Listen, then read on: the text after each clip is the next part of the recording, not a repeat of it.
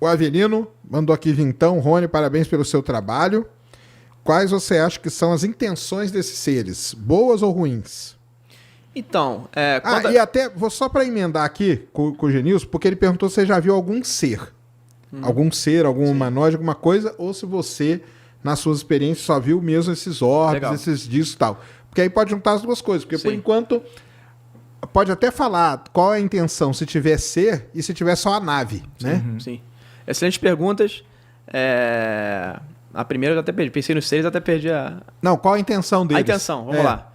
Se a gente pensa... Pega nós, seres humanos. Quando a gente vai na Amazônia, chega de helicóptero, vê uma onça, joga um dado tranquilizante, bota a onça pra dormir, bota um GPS na onça. Na visão da onça, isso é um ataque, né? Sim. É uma ameaça. Vê um troço aqui que é um helicóptero, eu nem sei nunca vi um helicóptero, sei nem o que é isso, essa tecnologia. Me jogou um negócio, eu não lembro o que aconteceu, eu tive um lapso temporal. E eu tô sendo chipado ainda, monitorado. Me tiraram sangue ainda.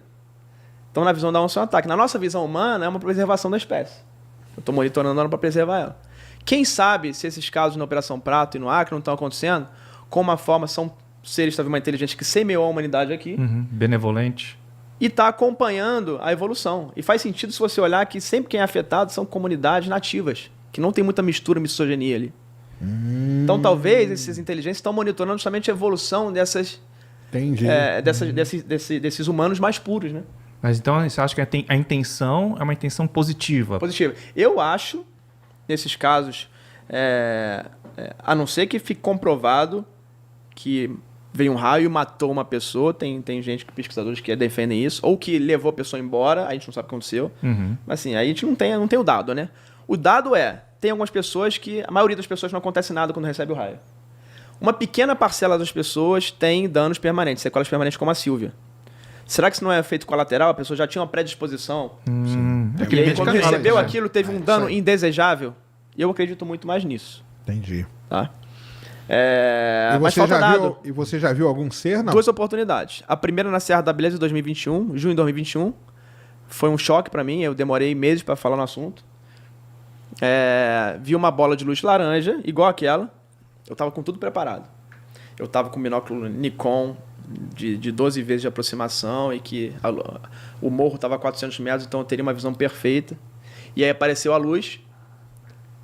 Pra você ver como é que é a percepção desses fenômenos. Eu tava numa vigília que tava chata pra caramba, nada acontecia. Eu tava sozinho na propriedade, fechada, propriedade particular, só tinha eu e o proprietário.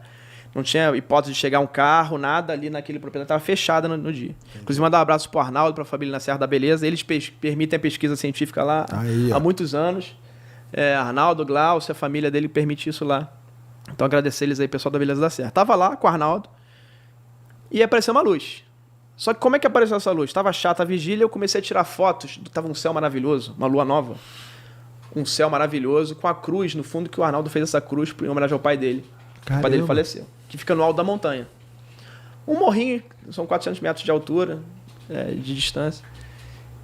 A vigília lá é 800 metros de altitude, esse morro está a 1.200, então são 400 metros. E aí apareceu uma luz na câmera, eu vi na câmera. Aí sabe quando você olha, você tira foto de uma coisa e fala assim, isso aqui deve ser alguma coisa que passou na hora, não deve estar olho nu, não vou ver isso. Porque eu recebo muita imagem assim, o pessoal vê um pássaro passando e tirou a foto na hora e depois que chega em casa vai revelar, tem um negócio preto, fala que é um tipo voador. Não, passou um prato, Aí eu olhei pra cima, cara, tinha um sol. Era muito grande. E eu conseguia... Não tinha mais cruz. A cruz era iluminada. Caramba. E tinha um sol. E eu não conseguia ver a cruz. E eu consegui olhar pro sol. Então eu me assustei muito, porque tinha um objeto muito iluminado e que não me afetava a vista. E aquilo o cérebro não consegue processar essa informação. Tem um foco apontado pra você que não tá incomodando a vista. E aí eu peguei o binóculo. Quando eu peguei o binóculo, a luz diminuiu. E aí eu vi 2 ou 3 seres negros, enormes, pretos, que não parece com nada que você pesquisa na internet, de igreja, esse negócio, nada, mas era tudo humanoide. preto. Era tão preto que o céu estava atrás de lua nova e eu vi o contraste do corpo dele preto, o preto. Caramba! E não era uma matéria sólida, era fluida. Era como se fosse uma água assim, que ficava mexendo, tipo sabe? Venom. Tipo um Venom. Aí você pensa, será que os caras não se inspiraram no negócio dele? O negócio ficava assim, cara, era a matéria dele. E eles estavam me observando, porque quando eu peguei o binóculo, eu vi aqui, cara, quando tá o Serjão, um binóculo, 400 metros com binóculo de 10 vezes. Cara. Claro. E aí, quando eu peguei o binóculo, eles estavam atrás da cruz, agachados, pelo menos 2 me olhando. Esse binóculo estava acoplado, cara, no meu celular Galaxy. Para de fazer propaganda, você não é teu patrocinador, então... Mas tava num celular muito bom, acoplado com um acessório.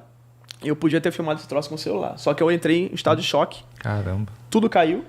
Esse acoplador de celular para binóculo é um inferno para alinhar. Naquela situação psicológica eu nunca ia conseguir fazer isso. E, cara, eles começaram a fazer revoluções. Tipo espectros, assim, cruzando. Os seres, você disse? É. Caramba. Eu deixei uma máquina Sony no autofoco, então o troço ficava... E sem zoom. A câmera Sony. Foi a única coisa que eu consegui fazer. Esse vídeo existe, tá aí. As fotos dos orbes eu consegui tirar porque eu tava tirando foto. E olha que engraçado a ligação da consciência com o fenômeno. O fenômeno apareceu exatamente no quadro que eu tava tirando a foto. Cara, como se quisesse que você visse eles, como se quisesse que eu visse. Que fosse registrado. E aí eu tenho essas fotos, que eram maravilhosas as fotos. Agora, os seres com essa câmera de vídeo lá com autofoco ficou horroroso. Você vê alguma coisa preta passando lá, mas não é o que Entendi. E foi isso que aconteceu. E no Atacama, cara, eu fiz uma vigília no deserto do Atacama, em frente ao Observatório Alma. Sei, lá em Eu cima. falei assim, eu falei, cara, se tem um ponto bom pra ver o céu e ver o ambiente, é onde os observatórios estão, porque eles não foram colocados ali à toa. Um professor da Universidade do Chile me ligou, tinham engenheiros, pessoas de outras áreas, ele não queria revelar o pessoal que estava lá, mas foi a Universidade do Chile, Católica do Chile. Vários professores, vários alunos me chamaram, eu fui para essa vigília. E aí tava na vigília, cara, com meia hora de vigília, começou a aparecer orbes dourados, passando. Orbe dourado um atrás do outro. E, cara, aí começou a ficar estranho, porque começaram a chegar mais perto. Isso perto do observatório? Em frente ao observatório, praticamente. Em frente ao portão, estava a cerca de 80 metros do portão do Alma. Caramba. É que o Alma são as antenas, né? Então aí não ia adiantar muita coisa. Apontar, não tem o que apontar pra eles, né? E pra sinal longe, né? Então... Não, eu digo pela audácia, né? Sim. Mas eu fico pensando, será que no Alma não tem uma pesquisa paralela ali? Porque assim, se tem um troço desse passando na área do Alma, e eu falei com um engenheiro que deu manutenção nas turbinas lá dos geradores do Alma. Ele falou que os caras lá sabem dos fenômenos que acontecem ali. Então, se eles sabem, certamente eles colocaram algum equipamento fora da pesquisa dessa para monitorar alguma coisa. Mas começou a passar. E aí veio, cara, um orbe branco. Esse orbe branco foi a primeira vez que eu achei que eu ia ser levado. Porque ele veio, ele deu uma volta e um estalar de dedos ele estava na minha frente. Na frente de todo mundo. Tinha meninas, as meninas entraram em pânico. Caramba. Começaram a gritar, em choque. Não tinha o que fazer, eu falei, meu portão era para todo mundo rezar, para ser bom. Porque não dava pra correr, tava do lado. Entendi. E aí o troço fez assim, ó. E foi embora. Tava você e quantas pessoas? Estavam mais 5 pessoas. Professor e 4 alunos. 2 meninas. Caramba. E aí passou, cara, logo depois, um ser que muitos católicos vão falar que era um anjo. Esse passou na nossa frente aqui, muito perto. Tinha uma asa neon de borboleta. No meu Instagram tem uma imagem artística. Ele era todo de luz. Pegar os seres de Cláudio lá, que o Edson fala, era aquilo. Ele tinha um degradê de vermelho, laranja na cabeça que ia ficando branco. Ele era cotoco, não tinha mão nem pé, flutuava a 1 metro do chão. E tinha uma asa que era só o contorno, como se fosse o contorno da asa de borboleta, que era azul neon. E ele passa sem olhar a gente de perfil, depois vai sumindo e some. E ali eu vi assim, cara, quando chega um fenômeno desse perto, você só tem dessa magnitude, você só tem 2 reações. Ou você vai sair correndo, ou você vai ficar em estado de choque. Eu fiquei paralisado. Porque não era um negócio feio, era um negócio muito bonito.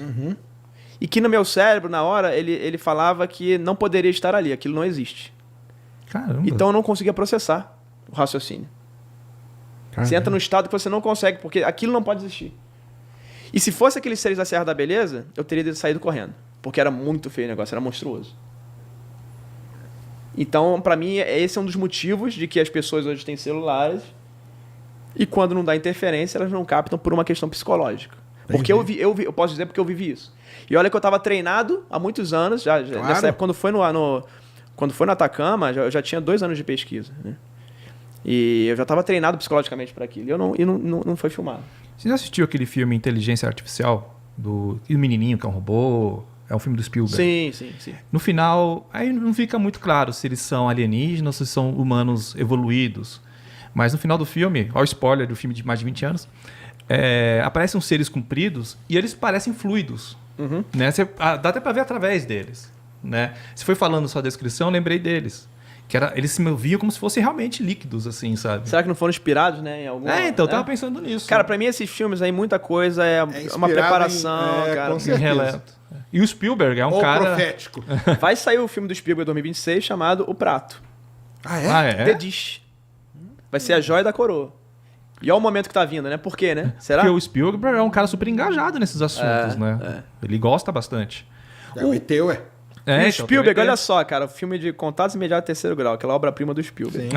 Então. Foi o primeiro filme que mostrou que quando tem OVNI, tem fenômeno poltergeist. Começa a bater porta, começa a voar panela, começa... Verdade, nesse filme mostra isso. E a gente, só com o Jacques Vallée, décadas depois, que ele fez essa... Heineken fizeram essa associação. Se pegar um caso, tem um caso do documento Arquivo Nacional, quando a Força Aérea em 78, logo que terminou a Operação Prato, a Força Aérea instalou um novo radar, acho que chamado LK, e uma numeração lá em Gama, perto de Brasília. Caramba. No alto da montanha. No destacamento espacial de Gama que existe até hoje. O dia que eles instalaram o radar, começou a descer OVNI. Um desses OVNI está documentado. O OVNI desceu, de formato de disco, todo iluminado. Ao mesmo tempo que ele estava em cima da base, os militares começaram a ver seres negros, vultos, ou seres humanoides movimentando na mata, junto com a abertura de portão, abria e fechava o portão, e pedras começaram a ser arremessadas dos militares. Caramba. Isso tudo, o comandante depois, ele pega cada um desses militares e fala assim, ó, cada um vai fazer um relatório, sala fechada, diferente. Porque eu quero ver se não tem ninguém maluco aqui. Talvez a interpretação de cada um. E só parte desses, alguns militares foram os relatórios do Arquivo Nacional, nem todos. Nossa. Então você vê como é que o Spielberg em 78, o ano que foi lançado lá, ele já tinha informação ali que pra mim era privilegiada. Sim, sim. Ele é um pesquisador dessa Já era área. um visionário, né? Já ia profético, né? É isso aí.